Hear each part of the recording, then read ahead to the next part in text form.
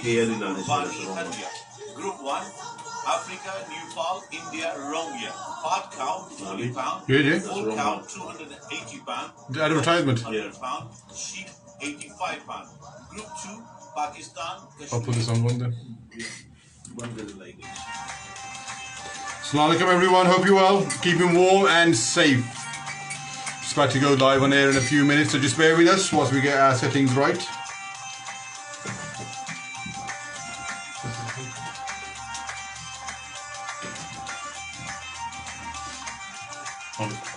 Thank you.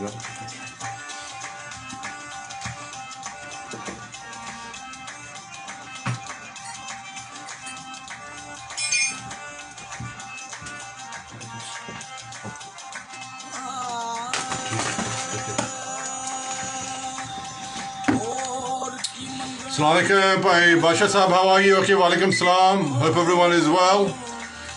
Just got literally a minute before we go live on air, and something we are going to be discussing has been on the headline news now for the past 2 weeks or so, and I think it's the topic of the hour at the moment. So please share your thoughts, your circumstances, and if you know of anyone, then please do let us know. Alternatively, if you think this is all overblown, overhyped, the woke people are coming forward, then please also let your feelings be known.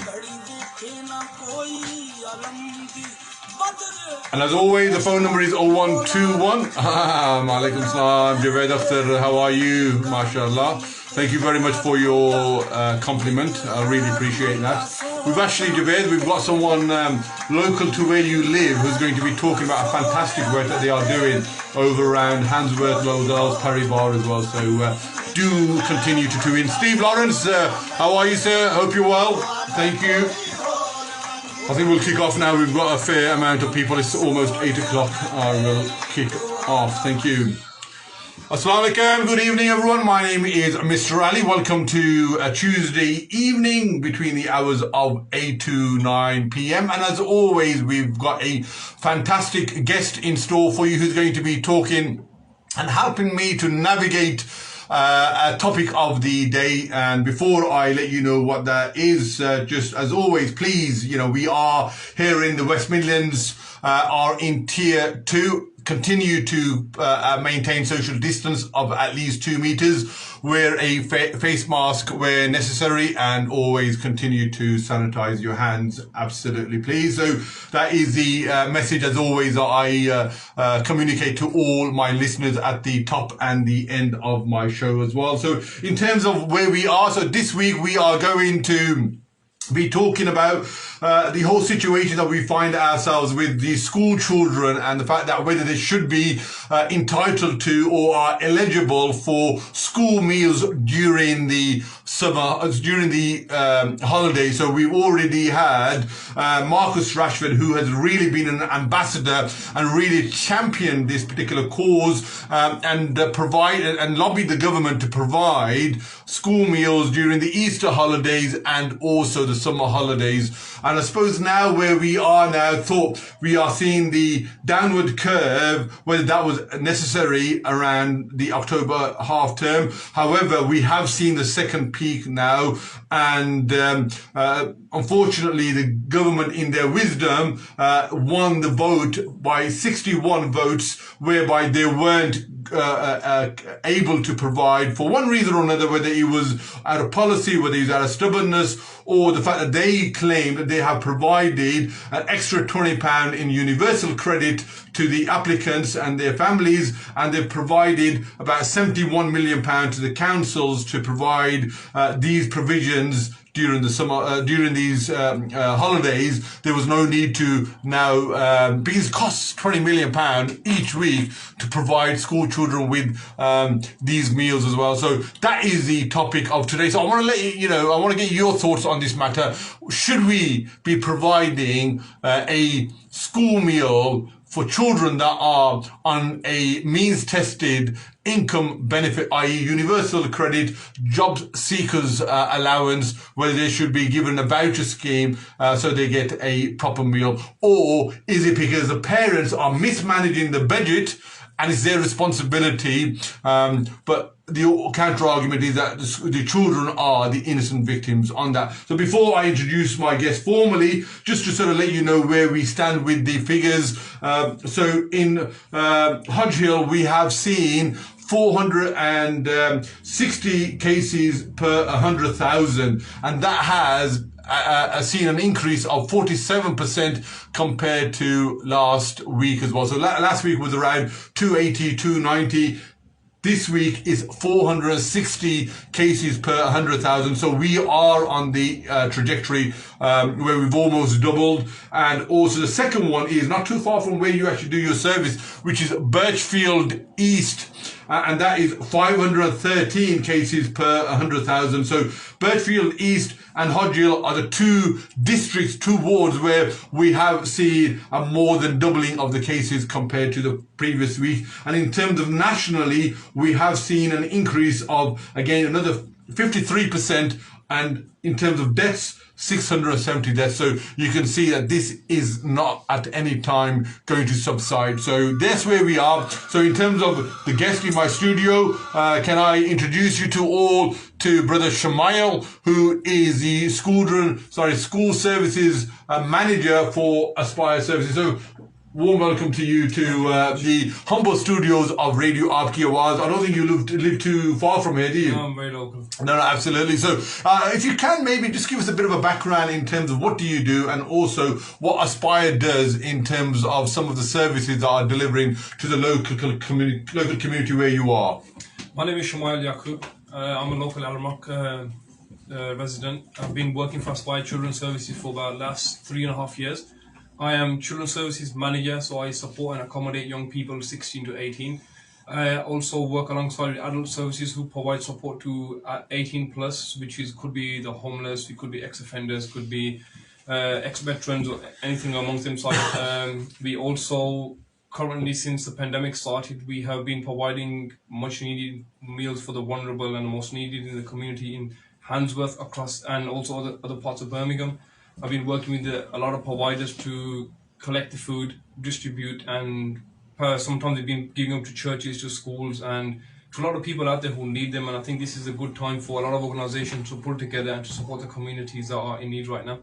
Well said, Shamal, and I think, hats off to you and to Aspire in terms of the fantastic work that you are doing at this hour of need where families, where individuals are really desperately having difficulty in making ends meet as well. So I think just to sort of give a bit of a background really in terms of today's show really, and we're going to extend that. It's not just all about hot schools meals. We are going to then talk about food banks as well and the sort of families and individuals that are benefiting from food banks. And if you are listening and you want to get involved, what can you do? Whether you're an individual, whether you're an existing food bank, or you're maybe a hot food takeaway, what can you do to support existing infrastructures to play your part in having a better community? And then we are going to be talking about the importance of eating healthily during COVID as well, and what can we do in terms of, I know mashallah he's a football player for Al Rock FC as well. What can we do as well as individuals and families to make sure we cook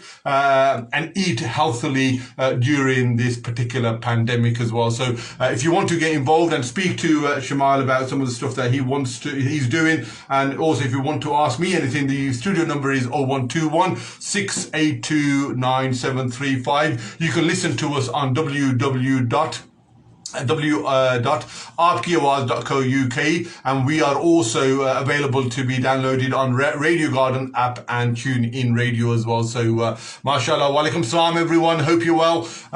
Keep on listening and also sharing us your views as well. This is interactive, so please do get involved as well as a two-way discussion. So we talked about Shamal, about Marcus Rashford leading this case, whereby we have roughly about 1.4 million school children that are qualified for free school meals, and this varies from district to district. So we know Northeast is the #1 area where we have the highest number of school children that claim for free school meals. West Midlands is the second, so we have roughly about 30% of school children that claim free school meals. So I suppose when during term time, when the children are at school, they're guaranteed at least one decent meal. And you know what?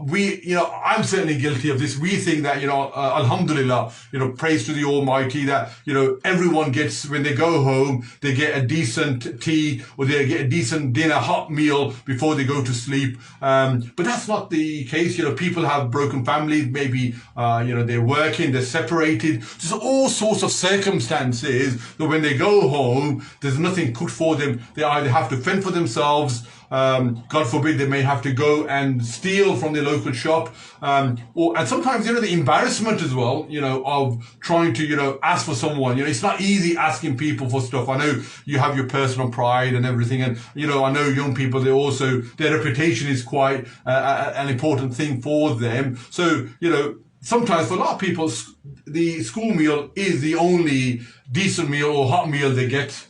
Correct, I agree with what you said just then. The school lunch is most of the time, in cases I work with young people, across the 10 years I've been working with young people, it has been one of the most important meal for them. So they might not get a good breakfast at home, or they're running late, or their parents are running late for work and they drop them off to school. They'll have lunch, and when they come back, as you said, they might not have any food available at home, but they can't really go out to other people's homes, maybe their relatives or cousins, to say, can I have some food? So they are very independent on it, right? So with regards to Marcus Rashford, I don't think there could have been anybody better than Marcus Rashford taking lead on this campaign, because, of course, he's one of the best players in the UK right now, maybe in the world. He's got a very great platform, he's got a great following. For him to stand up, not just for, he's doing it for the humanity, I believe. Yeah, so he's standing, there could have been a lot more people on a lot more platforms, celebrities, and you got the politicians. If for a footballer to stand up for the whole world, in other words, for them, I know he's only doing it for United Kingdom, but if footballers around the world stand together and do it for the whole universe, I don't think that anybody will be dying from poverty and anybody will be struggling. And Shamal, what makes it pertinent for me is that he's been through that system. Even though he's a multi-millionaire player at the moment, he has talked about how difficult it was for his mom and also for himself, that he wasn't able to afford, the luxuries that a lot of other kids have. So for him, he was reliant on the school meals for him to get through the day. His mom was working too hard and wasn't able to afford a second proper meal. So he can relate to it. Correct. We were talking a couple of weeks ago, myself and my boss Raja Khan, who also mentioned the fact, he said, Shumar, this day and age in United Kingdom, you would never ever think that you would have to stand in a food bank in a queue waiting hour and a half, 2 hours at a time just to get a hot meal or a cold meal, which is actually shocking to think. A lot of people fled around the world to come to UK to get, a better future, and to come here and to stand in a queue, and to the state that we're in at the moment.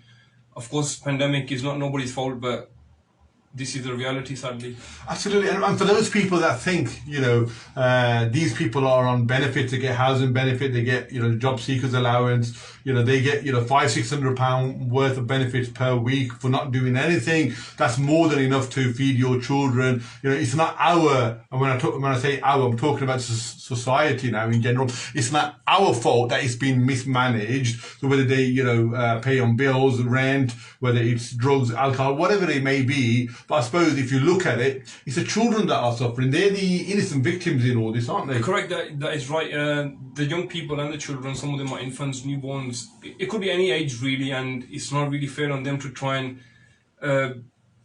blame their parents' actions on them, basically. So we will do whatever we can to support them. So I think that's why Marcus Rashford took the step as well, to be fair, to stand up for the young children rather than anybody else. So if he's been the voice for the young children, and I believe this voice will be heard, and he will be knocking on some big doors for people to give opportunities. Very well said, Shamal. And secondly, I think it's worth for our listeners and viewers just to get an indication of the benchmark that you need to hit in order to qualify for a school meal. So for those of you that are listening, so you need to be on some income related benefit. So universal credit comes to mind, or job seekers allowance, and you need to be earning roughly about £7,500 after tax in order for you to qualify. So £7,500 per year isn't a huge amount of money for you to be earning. So so it's not a huge amount. That's what we're trying to get across that you're not, for those people that are 25, 30,000 pound a year, it's not those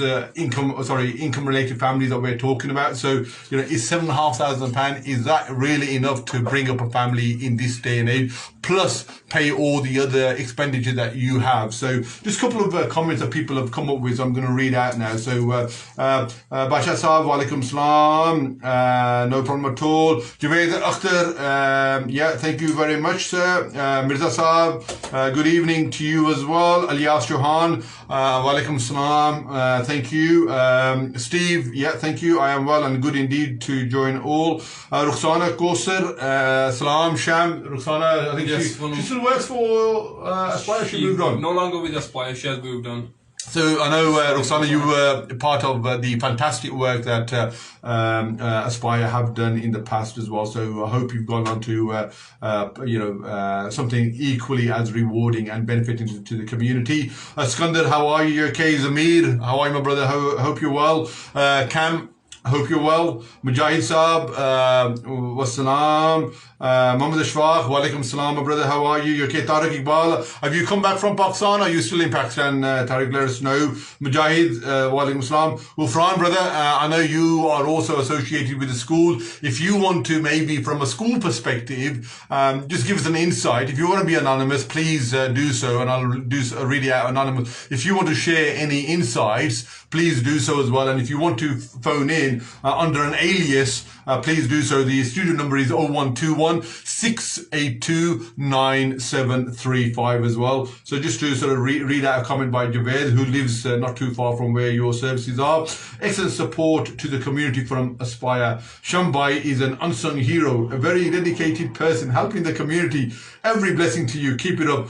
You paid him something here, Sham, mashallah. Yeah? Thank you, Javed. Zahir Akhtar, how are you? Okay. Muhib, Steve Lawrence, who specializes in adult services and adult education. As always, he tends to give us an essay rather than a quick bullet point. So he's done, he's lived up to his reputation. Yes, indeed. What I say is that children have lots of items of challenges. Now, in terms of stability, if they get food every day and perhaps give some stability as well as food. The government did give cash, but it had to be spent by end of September. Absolutely. I concur with that, Steve. We are now in October, and indeed councils and people like you guessed are doing great work, but it should be sorted.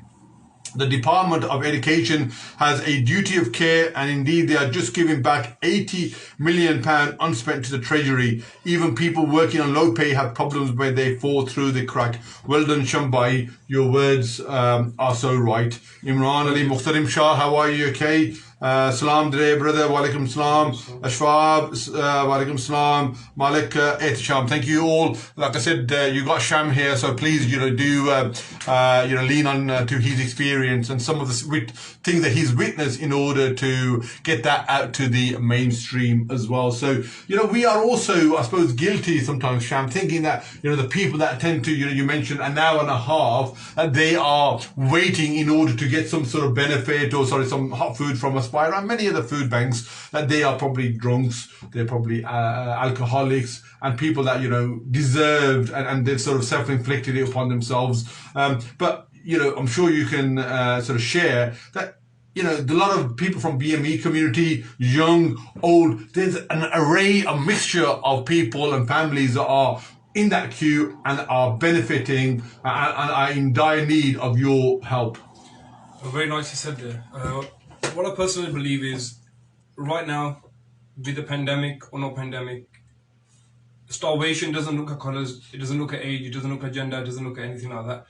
When you're hungry, you need food to survive. You'll find a way to get food. Some people will wait in a queue, some people rather go steal, some people will rather wait for the benefits, some will get a job.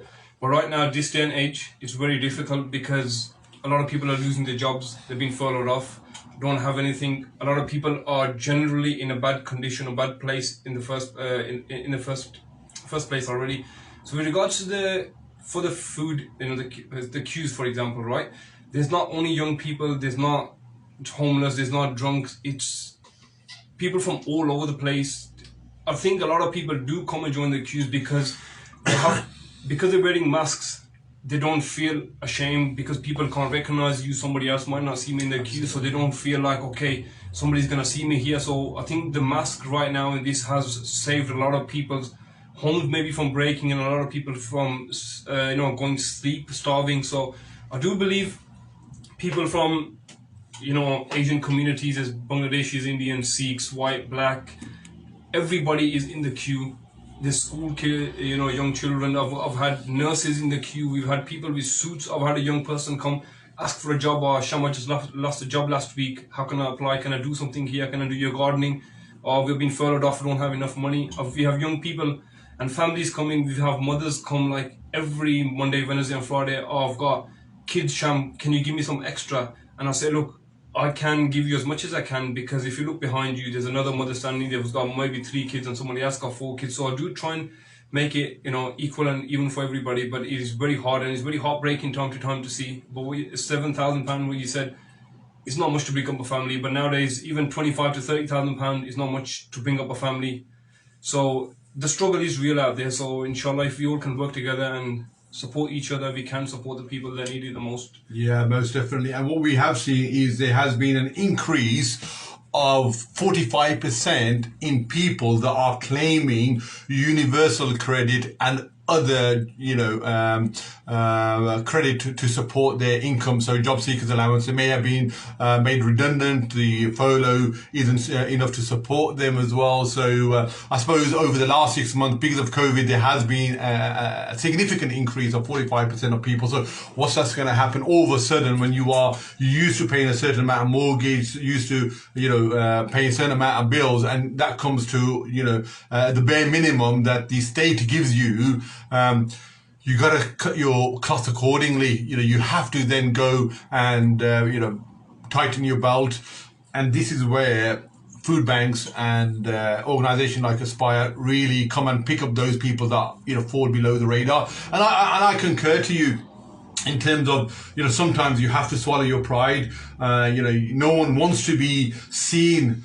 I mean, I think that's a, very wrong word for me to use, but I would say as a failure, and you queue up in some of these food banks to wait for a handout in essence, because you also, so, you have your family, your friends, that may drive past or walk past. And, I agree the fact that at the moment people feel slightly invisible by the fact that they have got a mask and that they go, but what can they do? If that means swallowing your pride, but getting some hot food for your kids, for your wife, for your mother, or whatever it may be, the needs are must. So that's, the case. So can I ask, Sham, where did this, for yourselves really, Aspire, where did this idea come from? Was it people knocking on your door? Did it share weight of numbers? Was it like one morning, Eureka, you and Nadeem came up with this? I mean, just give us a bit of a background. Where did this come from? To be fair, what I actually started with was when the pandemic started, we knew there would be a lot of homeless people out there who would need housing.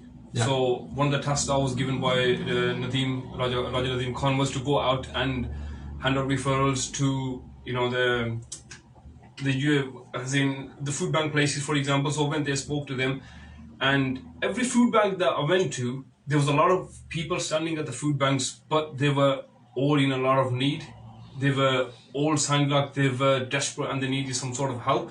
So when we came back, we actually made a link with the Wellbeing Society, which is based in Birmingham. Ladywood, that's right. So when I went there to hand them referrals, they said, okay, Sham, if this is the kind of work you do and you work with 300-400 people, so we can help you if you help us. I said, okay, let's work with that. And I came back, spoke to Nadeem, and Nadeem informed me, look, why don't we get some food and help out the boys and girls that we support and accommodate.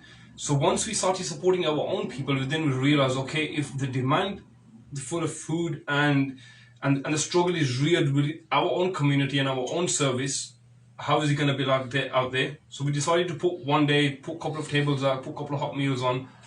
And within a matter of minutes, we had from 5 people to 100 people to 150. And then all of a sudden we thought, okay, this is getting real now. This is a lot more bigger than we thought. The problem is not just, it is a big issue within just the local community. So then we started looking out for more organizations to support us and help us. Then amazingly, we brought on Midland Catering, who from day one since March now have been providing us with pasta, you've chicken pasta, rice, halwa. Wow.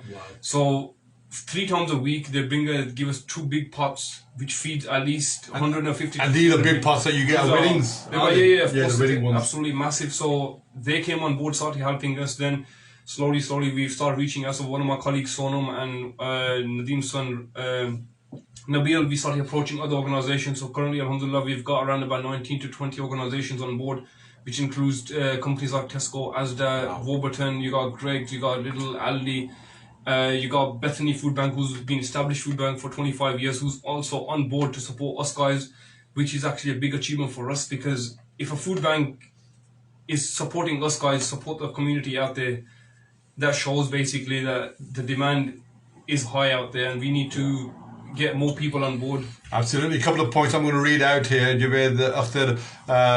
Kids are innocent. It's not their fault that their parents are having financial difficulties due to the pandemic with job losses. Absolutely. And they are the ones that actually get the worst end of the stick as well. So absolutely. Hi, Neelam. How you doing? Hope you're well. Commendable work that you do and your team. How can the public support your organization? If you have a few options, I hope it may be of help. If you have a few options, you may. So Neelam is a successful businesswoman in her own right. She's a solicitor. She's appeared on this show not too long ago. She's now asking for those people that are listening, whether it's on an individual basis or through their company, how can they support either your organization or generally within the local area? With regards to helping us guys, right? As I said to you, you can contact us guys on 0121 554 8007. We're based on 308 Rookery Road, Handsworth. Feel free to come along. If you want to donate something, maybe it could be a hot meal, could be clothes, could be tin food, could be drinks, could be anything that you need, somebody might need out there, a family could do with, or if it's a nappy for a young child, or if it's a baby food for an infant. Is there anything that you think you want for somebody to have, for example, to be able to survive during this pandemic and during this such hard times? We'll be more than happy to accept and pass on. So if somebody, for example, wants to, on a couple of occasions we've had on the main road, cars pull up, vans pull up, here's £100 for you guys. Oh, wow. They don't want to give names, they don't want no limelight, nothing. So what we do is with that money, we'll buy the food, we'll get other organisation involved, we donate to somebody else to get some food for us guys. So the money will be used for good cause. So I'm not out here asking for money, but if somebody wants to donate in that way, they can do. If you want to physically donate products and food, you can also do so.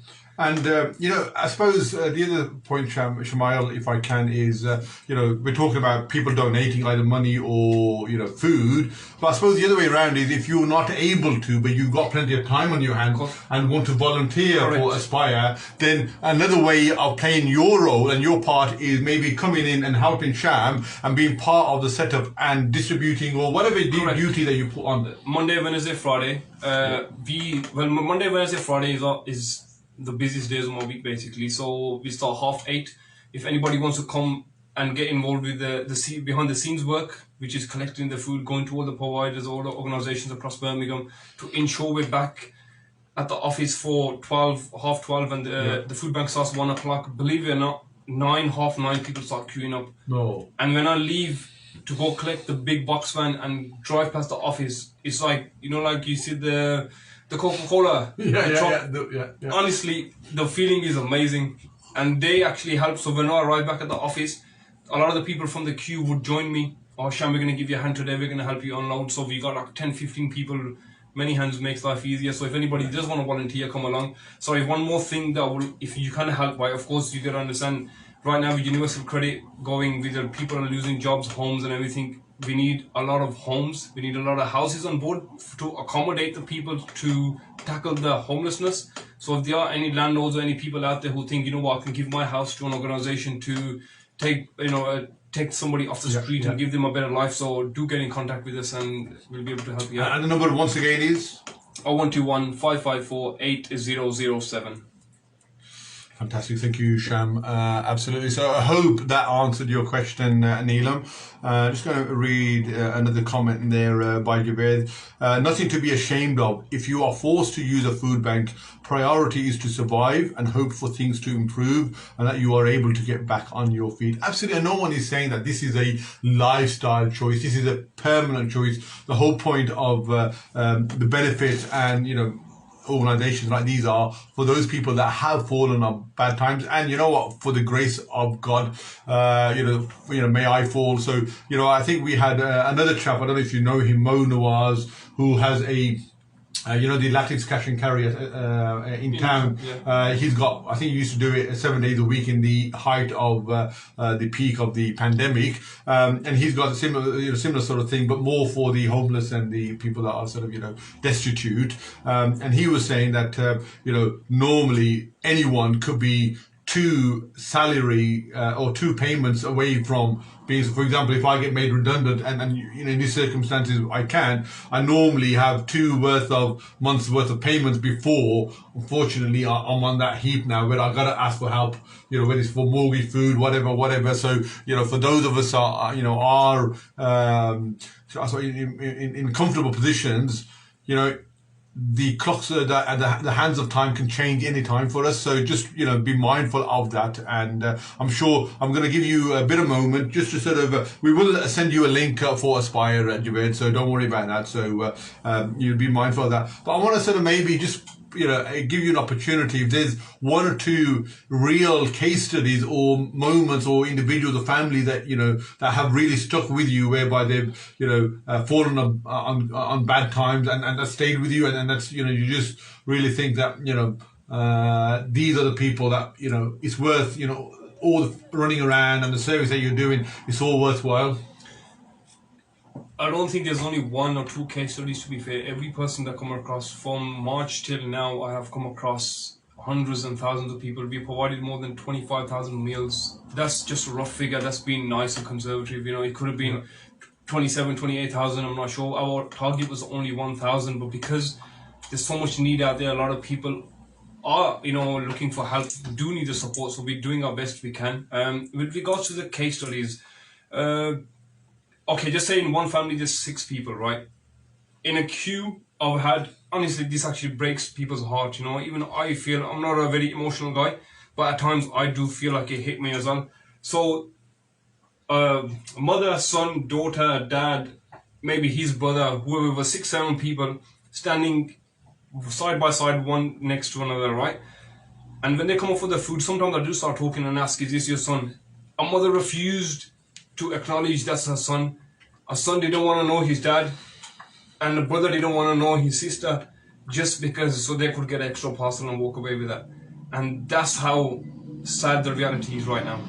And that's how. And if they were seen as one unit or one family, they would only get one food parcel, would they? Is that what they? Believe it or not, the whole aim of the game with it, like a lot of the people, a lot of the food banks, for example, would say, you know what, if you haven't got a slip, if you haven't got a letter from the council or the benefits, we're not going to give you no food. But for us guys, that's not how it works, because everybody's human, everybody needs food, and everybody can fall on hard times, as Israeli said. Yeah. So whether you're 1 or 6, if you're here, you're standing here, you must be here for a reason. You're not just here wasting your time trying to abuse the system, if you know what I mean. So if you're here, and there's a lot of people, honestly, a couple of days ago, one chap came to the place and he was like, oh, Shama, well, here, I'll come give you a hand, but I don't want no food today. But he's been coming for 6 months. I said, why is that? Oh, because I went to a different food bank today, so I don't want to take that food out of somebody else's mouth when I can give it to somebody else. And I couldn't believe that, A lot of people would say, yeah, okay, we have some really great, amazing stuff. If you could walk away maybe with a bag that's worth 30, 40 pounds worth of shopping, but for you to refuse that and say, no, give it to somebody else, that's actually a big respect for myself. Yeah. When I was, in my naive younger days, I used to go past, when I was a student, people that were, asking for money, loose change on the corner. And my attitude was, they're alcoholics, they're druggies, why should I pay for their, habit? And then I started sort of helping out for a couple of homeless charities, and you start getting to know them as individuals. You start getting to know the name, and you realize their backstory, and you realize that, a lot of the times they get addicted onto alcohol. For example, I was speaking to one alcoholic, and he was saying, look, and this was during the Christmas New Year period. He goes, it's almost minus outside.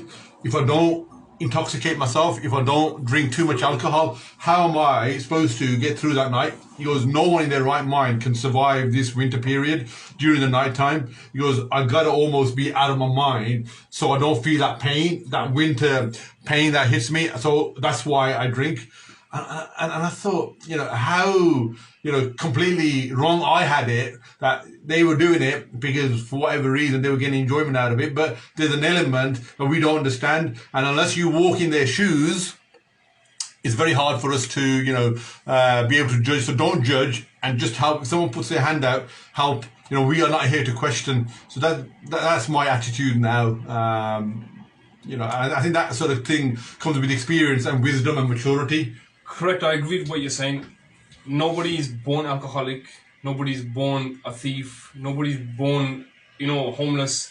We have all these great opportunities around us, but in certain times, certain situations, certain incidents in life put us into the position that we are. Yeah. Some people are able to reach out for help and go to their families. Like within the Asian community, we have big support network. We can go to mom and dad, we can go to uncle and brother and our wife's father-in-law or wife's dad or mom to ask for help. But in a lot of cases, they won't ask for help. A lot of communities don't maybe support each other or whatever the situation is, and you take the initial step and it just gets worse and worse. It takes a long time to come back. So with regards to alcohol and stuff like that, where you're saying you got to be able to experience, be able to walk in their shoes. Alhamdulillah, I'm quite glad that I work in this field that I do, because I get to see everything from the other end rather than this end where, okay, this guy's an alcoholic, he doesn't have this or he doesn't know what he's doing. Because I've seen there, been there, done it, spoke to them, spent a lot of time, support workers, support sessions, refer them to places, and I've seen people come out the other end who have come out clean, and to change their life and to experience what they've experienced, it actually feels amazing to think, okay, wow, this is the outcome and this is where they started, and the reasons in between why it all differs. So supporting these kind of individuals in on hard times, I think, is what we're here for, and Allah will reward us for good times as well, I guess. Yeah, no, most definitely. This is our guest Shamail, who is talking beyond his tender age with great maturity, really, and obviously that comes with the experience that he has witnessed firsthand with the fantastic work that they are doing with Aspire over in Handsworth and Lozelle. So it's that time of the show again where we're going to just have a little bit of a ad break and come back in a couple of minutes time for the second half. Please continue to tune in. If you've got any questions, comments, please do so. If you want to share anything anonymously, please do so. We want to share your names, but I really want you to also get involved in the discussion and share your own particular case studies as well.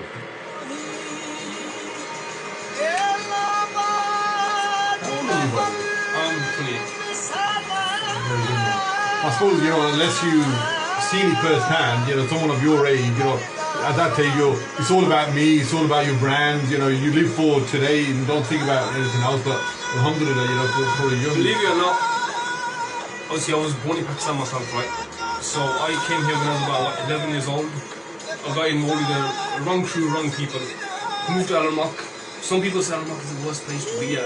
I don't think so. I've learned a lot here. I've enjoyed my life here. I'm against that. Yeah. Al-Mak is a very good area. It's amazing. I love it. Exactly. I've been, I've done campaigns for anti-knife gang and gun crime. So with Most Hajjad, Muslim Jassim. Yeah, Most Hajjad. Yeah, I know those guys. I used to do a lot of work with these guys, and I've traveled a lot of places, and a lot of people would criticize Al-Mak is bad. I said no. If you haven't been in Al-Mak, you haven't lived in there, you don't know how you feel. So I said, unless you cause trouble, people are going to come and hit you. Absolutely. If you're nice, everybody's nice to you. So yeah. Alhamdulillah, I'm now mid-40s now, and all my life born and bred Al-Mak. And you know what, this is my home really. So alhamdulillah, I've got our family friends in Sonny Hudson and Coalfield, and even within my work, I'm a pharmaceutical medical rep. And when you tell a few of your colleagues or friends that you live in Al-Mak, you know what? It's home for me. Yeah, of course. You know what? Yeah, alhamdulillah. So no, I agree. And you know what? You get good and bad in every community, but this is a real heartbeat. Once you're in Al-Mak, it'll be in your veins forever. Of course. You know what I mean? You can take you out of Al-Mak, but you can't take Al-Mak out of you. Yeah. In life, I think when you find yourself in certain positions, I think you need strong people around you to pick you up. Now, one of them was for me, Mo Sajad, who helped me tremendously turn my life around to be where I am, to encourage me to do youth work, to do campaigns, send me around Europe like I don't even know how many times. So I think you need somebody around. No, I'm friends with him. I'll pass it on actually. Please I'll pass it on. Yeah. He's a guy who actually I think helped me transform and change my life, and my mum is very grateful for Mohammed Sajad as well. So do speak to him and let him know. Not much. And I think he's involved in college now over in Golden Green somewhere. Yeah. So he's there. So, School, yeah. So it's full in touch with him. Yeah. Israel and all these guys, they're all good friends of mine. Oh, obviously with you, Al Rock. Al Rock FC, correct? Yeah, I'm in touch with Mo Aslam as well. Okay. Yeah. He's a legend in his own right. Very nice. Yeah. Very passionate about things as well. So just a couple of more minutes, guys, and we'll be back for the second half of the show. And we're going to sort of move that a bit forward, really. Just going to talk about, the fact that Birmingham City have also provided these voucher schemes during the half term. We'll talk about food banks in general, and also, if I can, Sham, what is it in it for the organisations that are supporting organisations like Aspire? For example, you mentioned Middleton Catering. I know Pat Supermarket are also doing it, and many others as well. I'm not going to mention names because then, if I leave them out, then I'll be in their bad books. But what is it in it for them as well? So just sort of get an understanding why they are so needy as well, and what more can we do to support, where are the gaps? So, from your insight, if there's anything that we can do to fill. And then we'll talk about how important it is to eat healthily during COVID. So we've got, in fact, I think we've got about 20 minutes left. So, Assalamu alaikum, good evening everyone. Hope you're well. This is the Community Wellbeing Show coming to you from the studios of Radio Aapki Awaaz. We have spent the first 30 minutes or so talking about the fantastic campaign that Marcus Rashford has been campaigning about, how important it is for school children during the school break to have at least one decent meal. Unfortunately, even though the government provided it during the Easter break and the summer holiday, in their great wisdom, they thought during the half term they weren't going to fund that, and it costs roughly about £20 million for each week as well. So I have now Brother Shamail, who works for the children's services at Aspire, talking about some fantastic work that they're doing and the sort of people that are utilising their food bank or their hot services as well. So, we know a couple of weeks ago, Ian Ward announced that Birmingham City Council were going to break away from what the national government decided, and they were for their school children, give them vouchers. So this week, which is half term, no school children will be starving during this week as well. So that's something that, I really applaud the Birmingham City Council for doing as well. So I pose you the question just for, in my intro for the second half of the show. So as an organisation, you mentioned Middleton Catering, many other organisations are supporting and giving you funds. What's in it for them? Why do they feel that they have to give? Is it because it looks good on their website, or are they genuinely see the need and want to get involved? To be fair, we've had organisations as big as Morrison's all the way to somebody who's a little food bank giving. Even if you give a crisp packet or a little patty or a tuna can, you could be a millionaire, billionaire, but everybody has a heart. Everybody knows what's going on right now, and everybody knows people are in need, people are losing jobs, people are sleeping hungry, and people are dying. Now, if the same thing can happen to them, for example, and they find themselves in the same shoes, they will go and knock on somebody's door and ask for help. If somebody turns them away to say, no, I can't give you a hand, then you understand. So they've, I think, maybe filled experiences or big organizations. They're not after the limelight, they're not after the money, they're not after the photos or for me to sit here and big up anybody's name. They are genuinely helping people who know the need is real, and they want to support everybody they can. And for them to get a lot of people that give me food to give to the people, they just say, Sham, just ensure we get the blessings. People pray for us. When you give the food out, do dua for us, and they pray on us, and the mother is happy and the child is happy, and that's all they ask for, to be fair. I have never had anybody to say to me, Sham, go take this food to somebody and go take a photo and bring it back and show it to me. I've never had. So if somebody would say, Sham, if you're going to do this work today, how are you going to carry the process out? So I would explain the initial start to the end. And okay, Sham, there you go, there's your food for you. I've never had a question asked where, okay, I need proof to show what you're doing and I want to come and see it for myself. Because we don't abuse the system, we're here to do what we got to do. So we provide from a spies aspect, point of view, we are out there to help, especially in Handsworth. Nadeem is a Handsworth born and bred, I was going to say young man, he's got the energy of a young man, to be fair, to be his age and still be running around, and how passionate he is actually to make a change is unbelievable, so hats off to him as well for, obviously you got to understand, he, in a day, 3 days out of the week, me being one manager, we've got 3-4 managers on board himself, so for a director and CEO to take his own time out to be on a project like this. Absolutely. And us actually doing a voluntary basis. A lot of food banks that we go to, they're saying, Sham, we don't get paid for this. Do you get paid? I said, I get paid for my job, but I don't get paid for this. But they say, no, Sham, we don't even get paid anything, where your boss is such a nice man, where he's got 10 people on the project doing this. And another thing I would like to promote right now, on Friday, we're going to Small Heath, Morrison's at 12:30 to do the food bank. So we've been working alongside a sister called Osma from Morrison's, who's a community champion. So we'll be holding a food bank there. I think there's a need and demand out there as well. But there's a need and demand out across the whole Birmingham, really. But we're trying to pick out the hot spots really where we can help. So if there is anybody in need and needs any support, help, or any food, please do refer them to Small Heath, Morrison's car park, 12:30 on Friday. No, thank you, will do. And also, if I can just also mention Green Lane Mosque as well, who are also doing some fantastic work as well. So, if you aren't already, please, do touch base with them. With the brother called Salim. I think we have been working with him, and I think they will be providing you some volunteers inside it, inshallah. Yeah. So they're doing some amazing work, and that's what it's all about, really. Putting organisations and joining your support network to help the people that really benefit as well. And this is where Shamal has just given a bit of an insight, really, that we all want to play our small part, and there's no one in there for any ulterior motives as well. And I've seen Nadeem as well, the CEO of a relatively large, successful, company, social housing, and when you see the queues out there, you're looking at 150, 200 people, and he's there out there. Sometimes, when it's raining, when it's cold,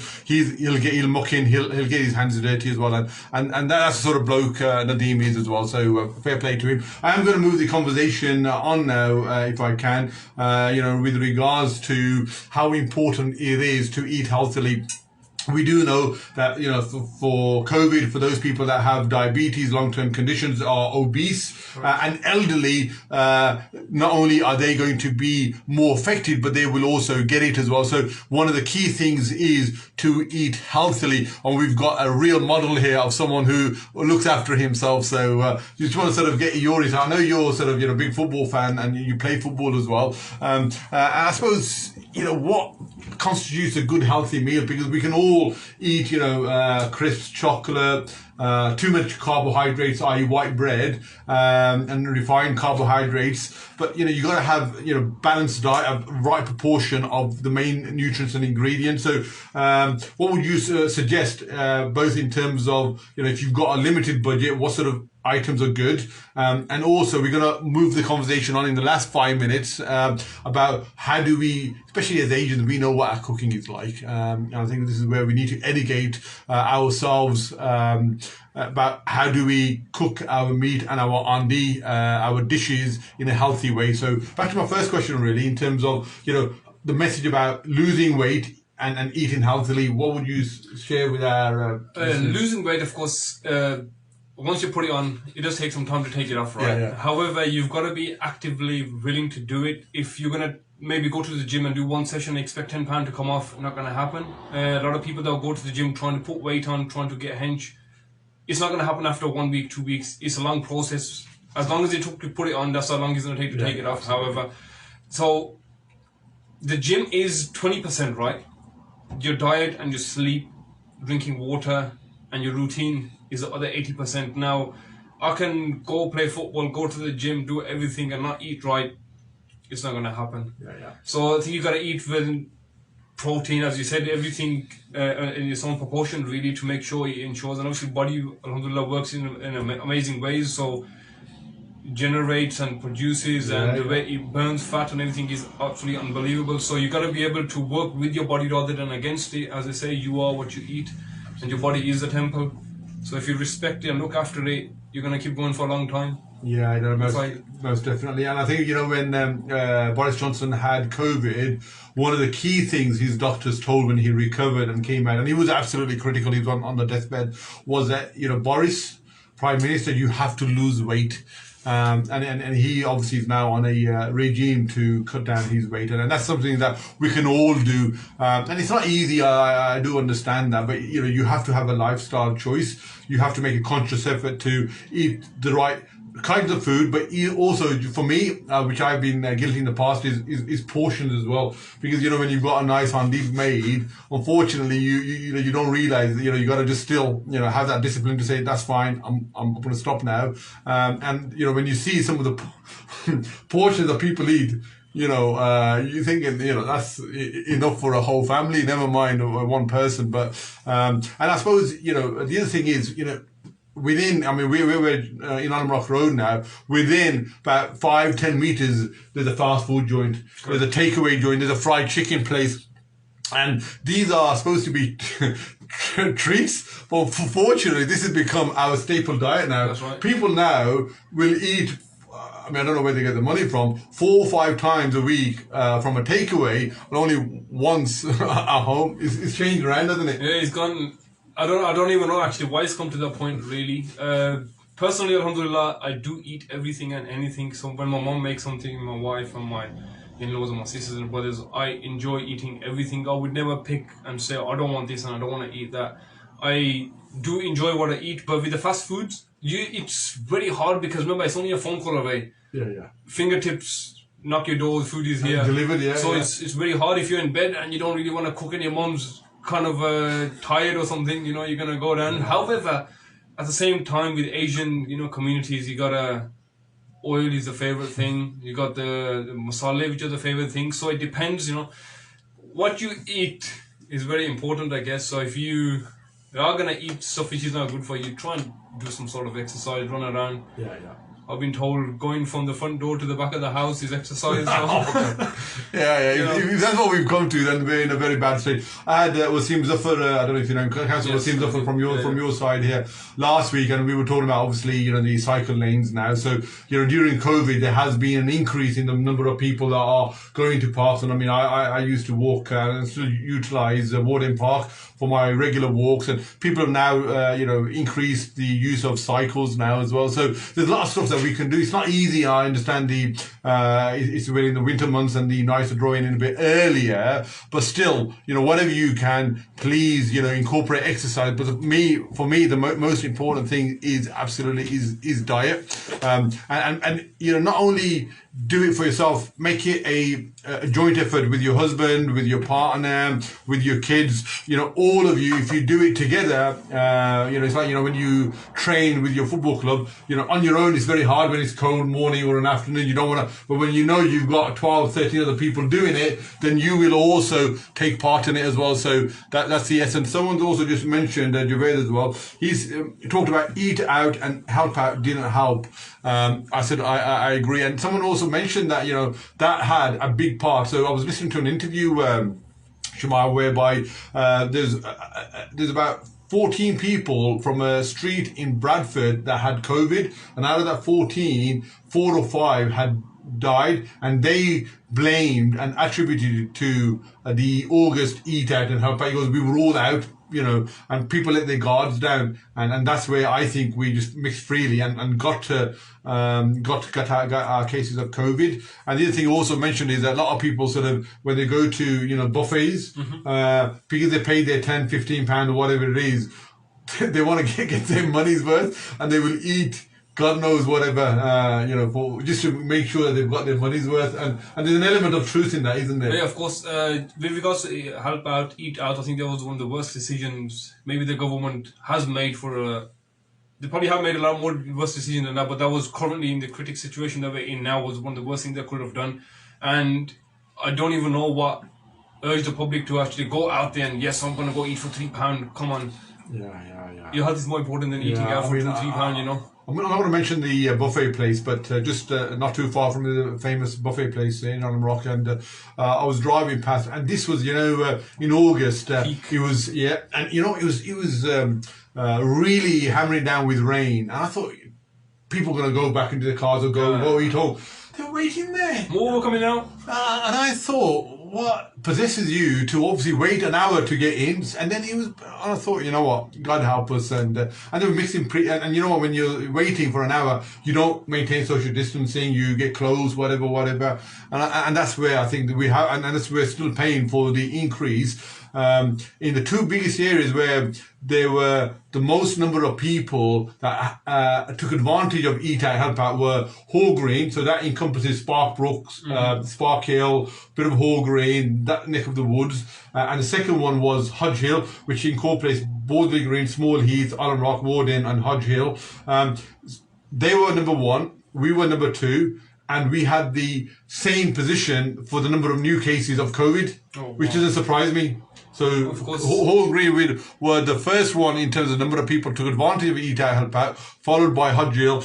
And if you look at the number of cases, we're in those first two positions in the number of cases as well. So there's an inextricable link between the two as well. So, you know, as Shamal said, there's certainly something to be said for that. So for those of you that are listening, we talked about food banks as well. You know, the importance of, you know, maintaining good, healthy weight. I know as we get older as well, it's more harder to lose weight. So the best thing is prevention is better than cure. Try to, you know, not put it in the first place. I don't know, you know, when your house is cold or when you're feeling cold, what do? You tend to sort of junk eat or eat, you know, sort of you crave for comfort foods. That's the word I was looking for. Should be 10 push-ups. Yeah, yeah. Well, yes, if you're feeling cold, 10 press-ups rather than trying to look for comfort foods as well. So, and sort of comfort foods are crisps as well. You know, these don't give you any nutritional value, and for 5 seconds you feel good, but you know you've just added on 200-300 calories as well. So that's my thing. I suppose, you know, the other thing is, you know, for those young people who I've seen now, they're 12, 13-year-olds, and these are now big kids, mashallah. So, you know, what would your advice be to them as well? You know, what can they do? You know, I know you're associated with Allen Rock FC. You know, I've got my own Jabs B8 FC. You know, you got obviously, you know, boxing clubs. There's a lot of ways to actually, you know, be fit. You know, currently, of course, within my job role, managing the young people, right? We have the same thing. So working across the board, one of the things is health and well-being is the number one key that we try and work towards. So we try and encourage them. So the social services, every social worker has said, Sham, the young people need to know how to budget. They need to know what they need to eat and how they eat. So we'll work with a plan. So weekly planner, what you need to buy, how you need to cook, what you need to cook. So some of the young people, especially from Eritrea, Afghanistan, Iraq, and these kind of countries that come over, for example, rather than unaccompanied asylum seekers, they're absolutely amazing at cooking. Maybe because it's a tradition, it's their culture to cook at home, sit around with the family. But a lot of the young people are lazy. But it's about us guys actually trying to encourage them and trying to support them to say, okay, no, you know, you eat 10 times a day during the week or something out. It's not going to benefit you or your pocket, really. So you got to look after yourself and the pocket. Absolutely. So. And you know, we also have to get away from our traditional, I was going to say Asian, maybe even sort of a Muslim sort of culture whereby we ask our women in our families, so the wife, the sister, the daughter, to do all the cooking. But maybe we have to educate our boys, our sons, to, you know, play their part in the kitchen as well. And for them to be able to at least, you know, cook up a healthy, you know, you got the George Foreman grill now. It's not too hard now. I know a lot of people are doing that, but maybe incorporate that and get the sons involved as well. Slowly, I think we're heading that way, especially within my household now. My brother's a vegetarian, so he doesn't eat my junk here. So with myself, my wife and my mum, my sisters are trying to teach Vegetarian? No, I would never be a vegetarian. My brother is a vegetarian, full-time vegetarian, but myself, learning, trying to help out, as you said, moving away from them kind of cultural differences. So help out, and the kitchen is modern man, new modern man. Alhamdulillah. Yeah. So we're coming to the end of our show now, and you know what, Shamal, you know, you've seen quite a lot of, and you're very humble with what you're trying to sort of share with us. But we're coming to the end now, so I just want to allow you to have maybe a couple of minutes, just share your parting thoughts really about, you know, the work that you're doing, the people that are benefiting, and if there's anything that you want to sort of share with our listeners if they want to get involved in any kind of way with either with Aspire or any other food bank.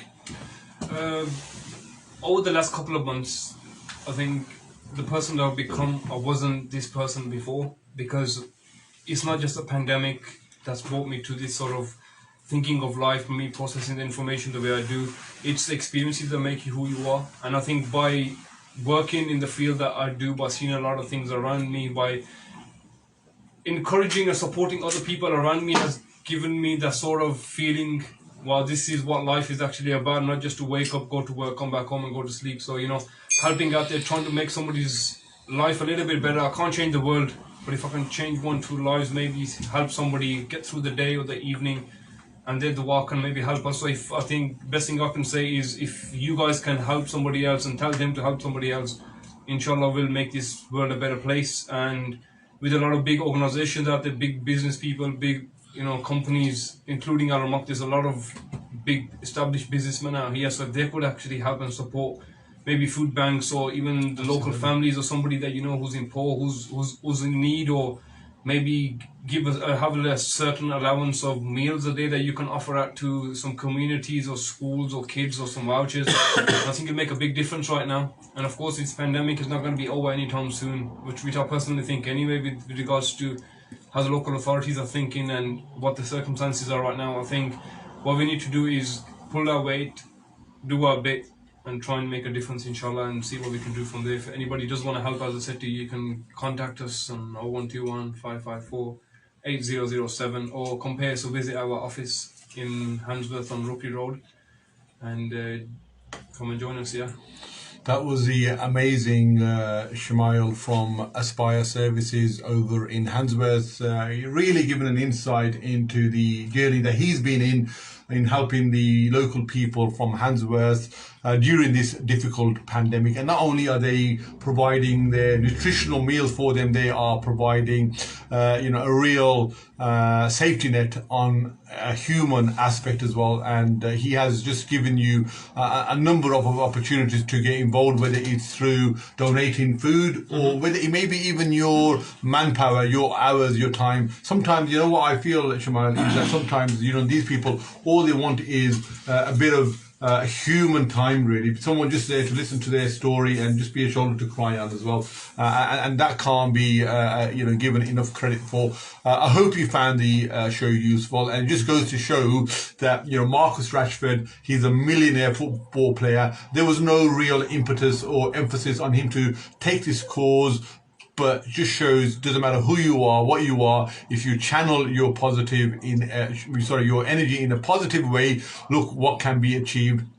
And during this half term, as a result of the work that he's doing and the amazing superstores, chip shops, grocery stores, they've all rallied together in order to make sure no child in this lovely country of ours, which is the 5th largest economy in the world, that will go and starve during this half term. So on that note, Shamail has given the number 0121 554 007. Get involved and look after yourself. So until next week, please take care, look after yourselves and each other. God bless. Allah Hafiz.